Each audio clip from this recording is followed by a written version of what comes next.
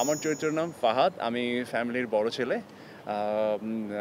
ফ্যামিলির হয় না যে ফ্যামিলির বড় ছেলে এবং দায়িত্ববান একজন ছেলে এবং খুবই রিয়েলিস্টিক একটা ছেলে। আ ফাহাদের কিছু স্পেশাল ক্যারেক্টারিস্টিক আছে যেটা রাজ ভাই ডিজাইন করেছে।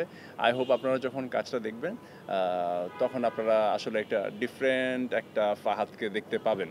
সো আমি আসলে যে জিনিসটা আমার মনের মধ্যে আছে আপনাদেরকে বলার জন্য সেটা একটু বলতে চাই।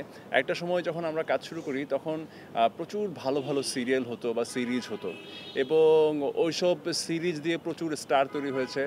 আ প্রচুর পপুলার ফেসেস তৈরি হয়েছে, প্রচুর ভালো অভিনেতা-অভিনেত্রী তৈরি হয়েছে। তো তখন মনে হতো যে যদি ওই সিরিয়ালে কাজ করার সুযোগ পেতাম, ওই সিরিজে কাজ করার সুযোগ পেতাম।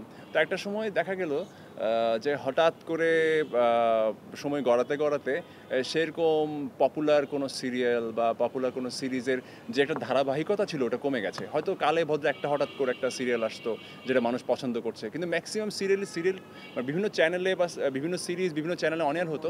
কিন্তু ওভাবে হয়তোবা আমরা দেখতাম না বা কখন কোনটা শুরু হয়ে শেষ হয়ে যাচ্ছে আমরা জানতামও না। সো অনেক বছর সেই কারণে দেখা গেছে হচ্ছে ম্যাক্সিমাম আর্টিস্ট সিরিয়াল থেকে বা সিরিজ থেকে দূরে সরে গেছে।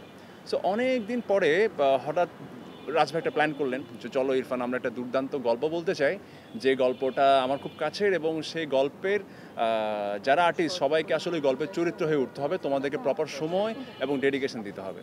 সো ডেফিনেটলি আমরা যারা আর্টিস্ট আমরা চাই একটা ভালো কাজের অংশ হতে।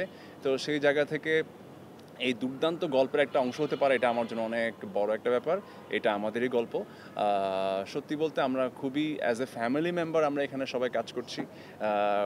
গত ৪-৫ দিন ৬ দিন ধরে কাজ হচ্ছে এবং কোন সময় যে আমরা এত ইনভলভ হয়ে গেলাম এই সিরিজটার সঙ্গে আমরা নিজেরা আসলে বুঝতে পারিনি।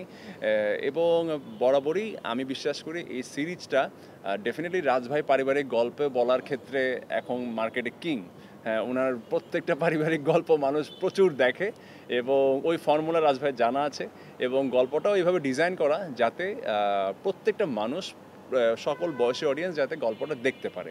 সো আমাদের একটা চেষ্টা শুধু নাটক আমরা শুটিং করছি সেই বলে না, মানুষ যাতে একটা খুব ভালো একটা সিরিজ দেখতে পারে। আমরা পাকিস্তানি সিরিজের কথা বলি, আমরা ভারতের সিরিজের কথা বলি, আমরা বিভিন্ন দেশের সিরিজের এক্সাম্পল দিই।